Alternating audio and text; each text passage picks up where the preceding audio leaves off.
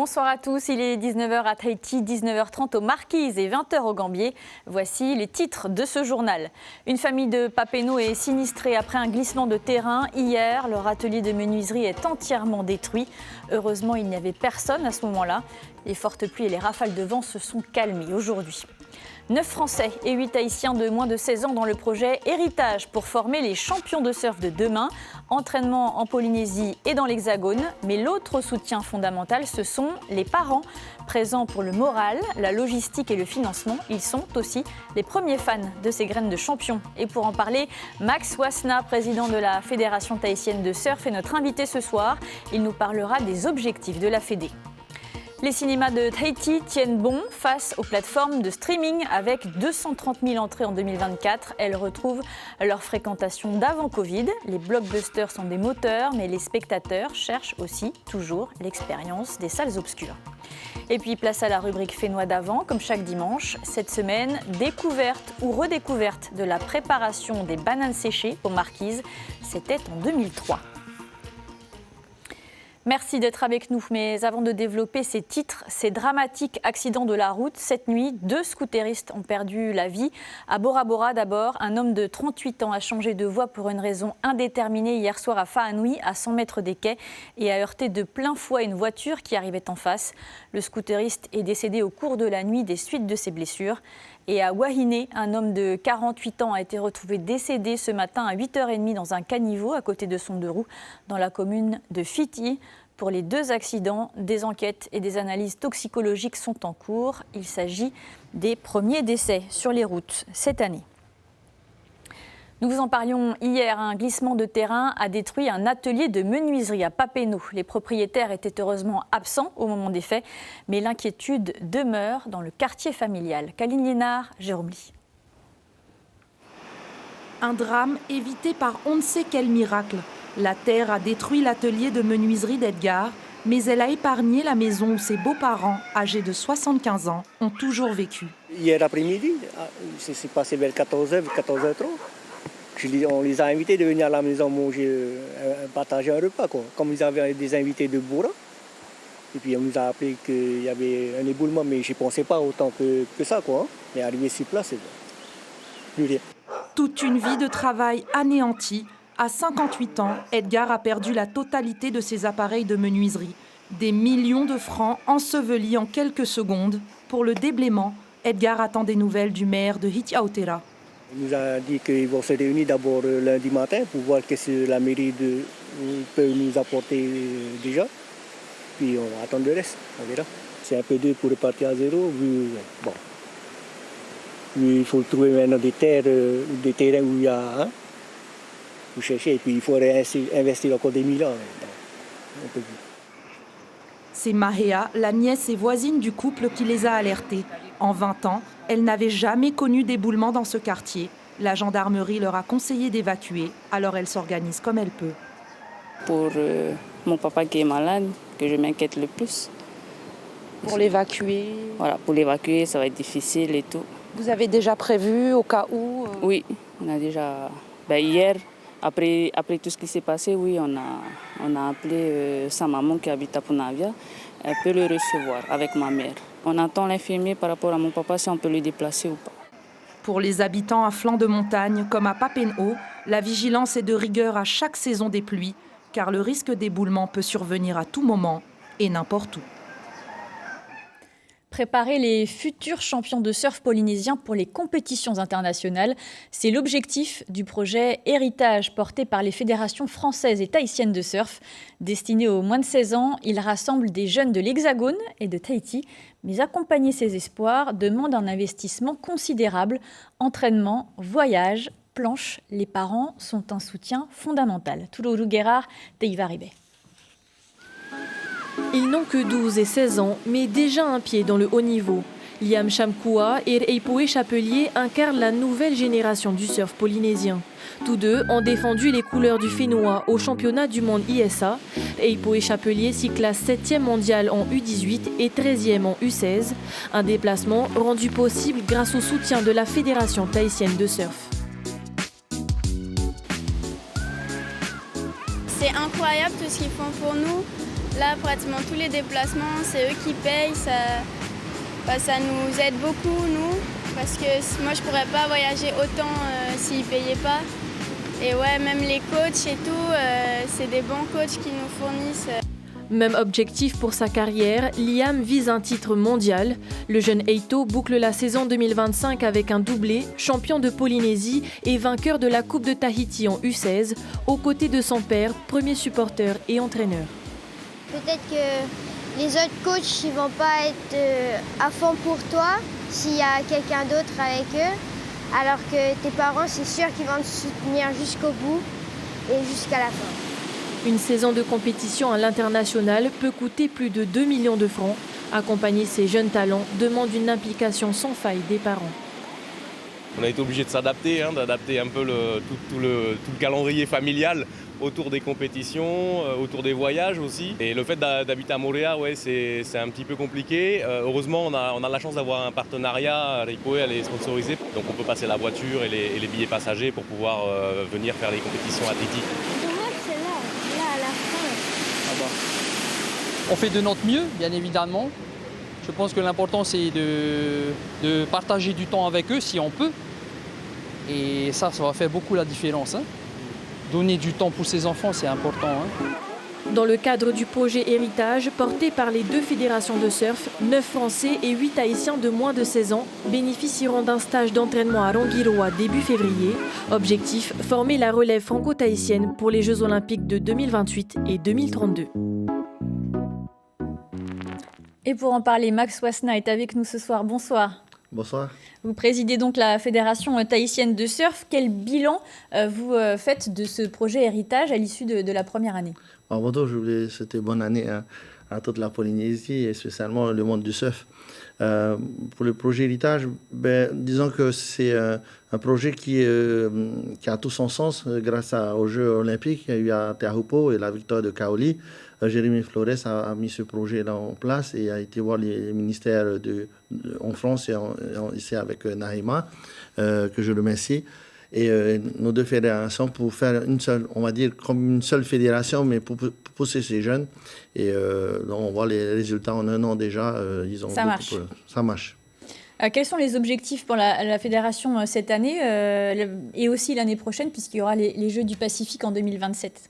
L'objectif, donc là, il y a l'équipe de France qui va venir au mois de février. Donc, on a calé le calendrier pour faire la compétition, la RTT Rongiroa Horoué Festival qui va se passer du 16 au 20 à Rongiroa. Donc, on va envoyer les jeunes aussi pour pouvoir surfer cette vague qui est assez spéciale. Ce sera plus un entraînement qu'une compétition d'ailleurs. Un entraînement et une compétition, parce que ce sera en compétition aussi. Donc, ce sera les 2 ensemble. Et on aura aussi les meilleurs coachs, mais c'est surtout que ça permet à ces 2 fédérations, ces jeunes de voir leur niveau et après on ira en France pour cela. Mais je tiens aussi à remercier aussi les partenaires parce qu'on parlait de Reipoe qui parlait des déplacements. Il n'y avait pas que le côté financier, mais aussi les partenaires comme RTT qui nous aident beaucoup sur les voyages et ça c'est grâce à ces partenariats et différents partenaires aussi. Donc justement, vous voulez suivre ces graines de champions. Qu'est-ce qui a changé dans votre accompagnement de ces jeunes?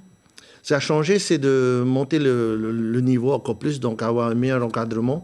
On a des coachs déjà localement comme Kevin Bourez, qui est notre cadre technique déjà, mais il y a Michel Bourez aussi, il y a Tereva David. Il y a aussi les coachs de France avec Joanne Duru, tout un panoplie de coachs qui sont de haut niveau, mais l'encadrement aussi avec médecins, avec kiné, avec vraiment un suivi de l'athlète, parce que l'athlète, il faut pas que le côté surf uniquement, c'est la récupération, la diététique, le corps aussi, de faire attention au corps, spécialement pour les femmes. Est-ce que vous sentez aussi un soutien national et un soutien local du pays? La chance, c'est qu'on a le président de la Fédération française qui on s'apprécie bien, donc on a une bonne entente. Et d'ailleurs, on s'est dit, nous 2, si on s'entend bien, le reste devrait s'entendre. Donc déjà, là, on va dire, il faut que les 2 fédérations s'entendent bien, les 2 ministères. Et avec Jérémy Flores, qu'on a la chance qu'il y ait 6 mois ici, 6 mois en France, qui permet de faire le tremplin. Mais il est là aussi à être attentif et regarde tous les athlètes. Il connaît tous les athlètes et donc ça nous permet de voir est-ce qu'on est sur la bonne voie. Comment est-ce que vous repérez les graines de champions? Mais grâce d'abord au championnat de Polynésie. Donc, voilà, il faut que tout le monde se licencie à la fédération. D'ailleurs, c'est en période de commencer à faire les licences en janvier. Ça permet de se repérer, de faire le championnat. Et voilà, après, c'est une progression. Et surtout, de côtoyer tous les jeunes graines champions qui permet de voir, finalement, on est doué, etc. Et il y a les parents aussi, grâce aux parents, parce que les parents font beaucoup de sacrifices. Et la fédération tahitienne de surf, elle est justement là pour pouvoir appuyer encore plus et ensemble de pouvoir faire en sorte à ce que l'athlète soit en bon confort, mais aussi qu'il y a les meilleures techniques pour pouvoir progresser. Oui, il y a Ka Olivas, champion olympique, évidemment. Il y a aussi Tia Zebrowski, qui est la plus jeune surfeuse à intégrer le circuit mondial à 14 ans. C'est une fierté, mais c'est aussi beaucoup de travail. Oui, et d'ailleurs, Tia Zebrowski, l'année dernière, elle était dans le projet Héritage. Et là, c'est une fierté parce que 14 ans, jamais un athlète a atteint ce niveau. Et elle a toute une maturité, donc c'est incroyable. Et elle a aussi ce côté, tout on dit tahitien, costaud, on voit qu'elle travaille en puissance. Et donc, on a la chance d'avoir une tahitienne qui se qualifie aussi, qui a aussi grandi en France et ce qui a fait que c'est de qualité. Et ce projet Héritage, justement, c'est de faire dans la même voie que Tia a pu faire sans le projet avec ses parents. Et donc, on va aller dans ce sens. Et malgré tout, les champions de surf sont surtout australiens, brésiliens, américains. Qu'est-ce qui manque encore au sport de haut niveau polynésien pour faire la différence? Disons que nous, on est moins nombreux en population, donc c'est ce qui fait déjà la différence. Après, c'est que nous, on a un confort aussi, on a les meilleures vagues du monde, on n'a pas besoin de lycra, d'être dans le froid, etc. Donc il faut voyager pour pouvoir avoir notre niveau et ça fait des vagues, comme on dit, qui ne sont pas trop surfables. Oui, se confronter à autre chose. Parce que un bon surfeur, il doit être un surfeur bon dans toutes conditions de vague. Comment est-ce que vous comptez développer les autres disciplines, le bodyboard, le stand-up paddle, le foil? Déjà, en surf, on va faire 2 QS cette année. On fait une à Punavia et une à Papara. On va inclure aussi une QS longboard à Papara pour préparer les Jeux du Pacifique. L'année dernière, au mois de novembre, on a eu la QS pour les QS. Alors, c'est championnat régional entre Tahiti et Hawaï pour le body surf. Et on a le bodyboard qui vient de créer leur propre association aussi, qui va nous permettre d'avoir un groupement qui se fait aussi pour pouvoir avoir plus de soutien et travailler ensemble. Et on a plusieurs disciplines. Donc, le championnat, on le fait déjà avec toutes ces disciplines. Et donc, on essaie d'être partout, mais ce n'est pas évident et on essaie de rassembler encore plus de force pour pouvoir mener à bien toutes les missions. Un mot pour terminer sur le localisme, ces spots de surf réservés et défendus par les locaux, parfois violemment. Il y a les black shorts à Hawaï, les white shorts à l'île Maurice. En Polynésie, il y a des spots aussi sur la côte ouest de Tahiti et à Wahine. L'humoriste Franjo a raconté récemment sa mésaventure sur Internet. Et en tant que président de la fédération de surf, quel regard portez-vous sur cette pratique? Moi, je veux dire que, au fait, les sports de surf, c'est le bon Dieu qui nous a donné. C'est l'environnement. On n'a pas le droit d'interdire les gens. On est là des gardiens. Donc, moi, je le faisais déjà sur la presqu'île parce qu'on avait déjà un championnat, on avait la Billabong Pro à l'époque. Et on avait tous les spots. On a 7 spots dans notre coin. On le partage, mais avec les bonnes personnes. C'est-à-dire qu'il y a un respect mutuel. Tu viens au spot, tu dis bonjour, tu respectes. Tout se passe bien. Et au contraire, je dis que quand on est plusieurs au spot, au cas où on a un problème, on a toujours quelqu'un qui nous aide. C'est plutôt dans ce cadre-là. Et le respect, c'est un respect. C'est le respect, là, avant tout. Et donc, ce respect-là, il est polynésien aussi. Et on est un terre d'accueil. Il faut accueillir, mais accueillir des bonnes personnes. S'il y en a qui ne sont pas de bonnes personnes, ils ne sont pas les bienvenus. Voilà. Merci Makwasna d'avoir été notre invité ce soir. Je rappelle que vous présidez la Fédération tahitienne de surf et vous préparez les champions pour cette année et aussi les Jeux du Pacifique en 2027. Merci. Merci pour l'invitation. Du côté des salles obscures, le 3e opus de la série Avatar signe la meilleure sortie cinéma. Mais le retour de la fréquentation n'avait pas attendu. Avec près de 230 000 entrées en 2024, les cinémas de Tahiti retrouvent enfin leur public d'avant Covid. Mais face aux plateformes de streaming, la concurrence reste rude. Le point avec Mélanie Gamblin et Patrick Tsinsing. Sinon, Zootopie, je l'ai déjà vu. Ok, non. Avatar, Zootopie ou La femme de ménage? Les films à l'affiche sont tentants. Clara et Aël, qui pratiquent toutes deux le théâtre, restent fidèles au grand écran. On a choisi La femme de ménage. Voilà. Pourquoi ce choix? Parce qu'il vient de sortir et en fait on a lu le livre avant, qu'on a adoré. Donc on voulait un peu avoir la comparaison Ouais, c'est ça. le livre, le film. Et puis il est nulle part ailleurs sur aucun site, donc on vient au cinéma. Netflix, Disney+, Amazon Prime, partout dans le monde, les plateformes ont changé les habitudes. Un film en un clic à la maison, le Fénois n'échappe pas à la tendance. Alors pour rester attractif, les cinémas se réinventent avec des salles premium, des séances à thème et des programmations à jour. On est aussi sur de nouveaux types de dessins animés, ils expérimentent de nouvelles façons de dessiner, on le voit avec Goat juste ici. Bien sûr, on continue aussi avec des très grosses franchises. On a eu Avatar cette fin d'année qui a très bien fonctionné et d'ailleurs qui est toujours à l'affiche. Donc les gens, s'ils veulent venir, ils peuvent toujours venir profiter de Avatar. Qu'est-ce qu'on aura d'autre encore cette année? On aura par exemple un nouveau film à propos de Star Wars qui est tiré de la série Mandalorian. Malgré la concurrence, les 4 établissements du pays tiennent bon. Avec 230 000 entrées en 2024, ils retrouvent la fréquentation d'avant Covid. Le cinéma reste une expérience sensorielle, un confort et un moment d'évasion qu'on ne retrouve pas forcément à la maison. Le grand écran, les sièges, la clim c'est très important. C'est vraiment deux choses différentes. Netflix, c'est pour à la maison, le soir quand on ne sait pas quoi faire. Le dimanche quand on ne sait pas quoi faire, sortir en famille.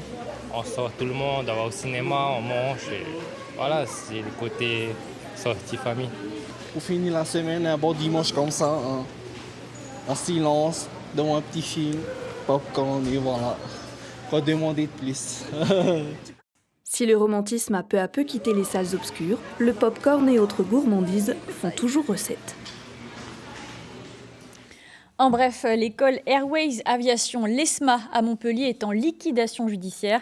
Elle a formé et continue de former les futurs pilotes et PNC dont beaucoup sont d'origine polynésienne. Des élèves qui ont investi quelques dizaines de millions de francs pour les pilotes et qui se retrouvent aujourd'hui dans l'incertitude. Précision à retrouver sur notre site internet. Direction l'Australie à présent, même si le pays ne fait pas partie de la Polynésie, il possède une culture va'a bien ancrée depuis le début des années 2000. À Mandurah, sur la côte ouest, un groupe de femmes motivées fait rayonner la discipline et elles seront bientôt en compétition à Bora Bora. Reportage signé Jules Bourgard.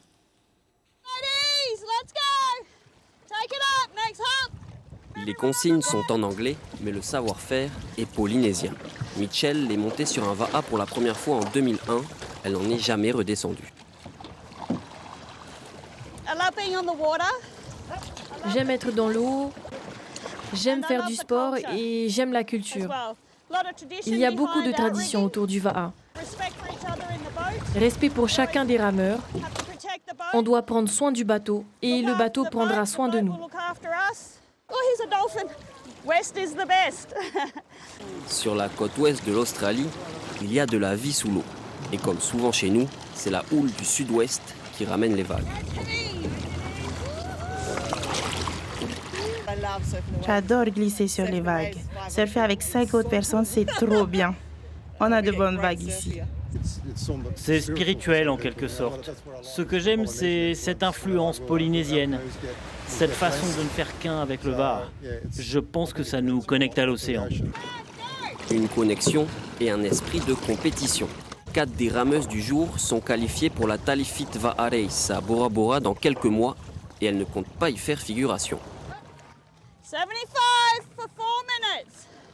C'était une bonne session. On s'entraîne aussi dans un autre club le vendredi et le samedi. On a toutes nos propres vies, on travaille à des endroits différents, donc se retrouver, c'est parfois compliqué, mais on y arrive, pas vrai les filles?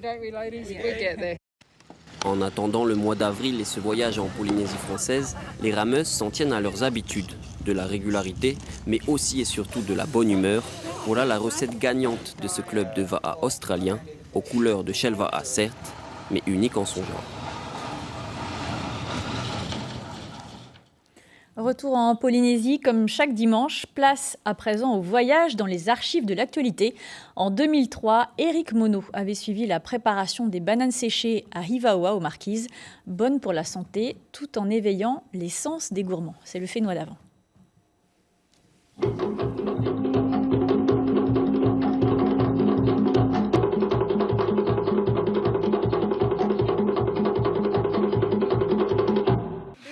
Des décorations de Noël, des saucissons corses, mais non, bien sûr, il s'agit de pierré, cette gourmandise marquisienne que l'on fabrique tout simplement avec des bananes séchées enveloppées dans des feuilles. Le secret, c'est d'abord le choix de l'espèce, Amoa ou Rio de préférence, mais aussi le lieu où les régimes ont été récoltés, avec le subtil équilibre entre humidité et ensoleillement. Ensuite, c'est une question de choix. Le fruit est coupé en deux et exposé au soleil, ou placé entier dans un séchoir à bois. Augustin O'Connor, lui, a opté pour la deuxième formule, qui lui permet, même par mauvais temps, de maintenir une production régulière. 100 à 200 paquets par mois, vendus 350 francs le paquet. Un complément donc appréciable pour le budget familial à travers la transformation d'un fruit qui, en l'état, n'aurait pas de réelle valeur marchande, surtout dans les îles. Enfin, sachez qu'un bon pierré doit être sucré, fondant et parfumé et peut se consommer sans aucune modération.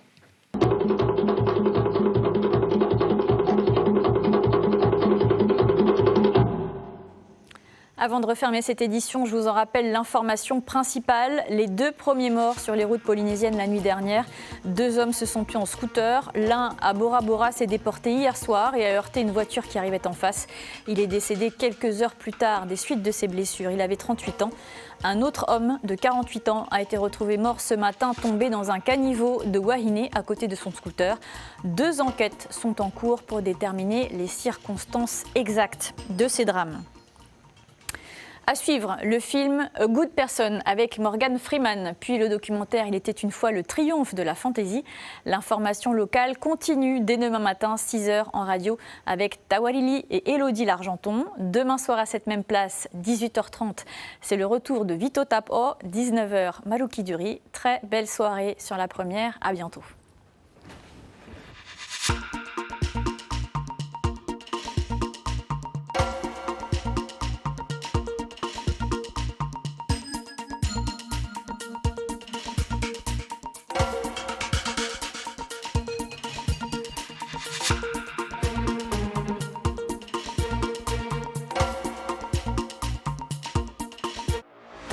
Retrouvez toute l'info sur WhatsApp en scannant notre QR code.